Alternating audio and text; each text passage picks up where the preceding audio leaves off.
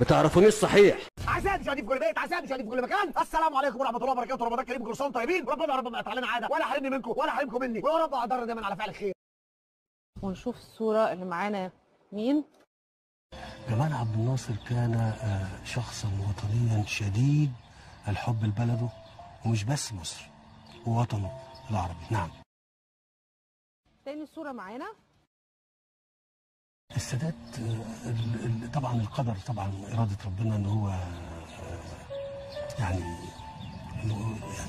استشهد يعني، لكن طبعا نقول له هو كان عايز يعمل مسار للإصلاح الاقتصادي، لكن هو طبعا في موضوع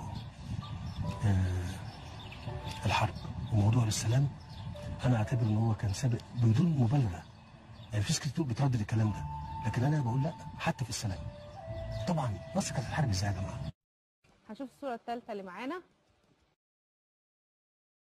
مبارك. يعني انا يعني هفضل اقول دايما ان التحدي اللي جوه مصر اكبر من اي رئيس. جمال عبد الناصر،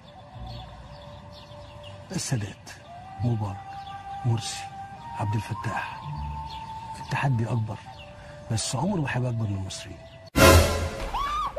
رامز جلال نجم اليوتيوب، كمان شقي وكمان ده انتوا باين عليكم ما تعرفونيش صحيح. بتعرفونيش صحيح. لا والله انا مش سياسي بتاع الكلام.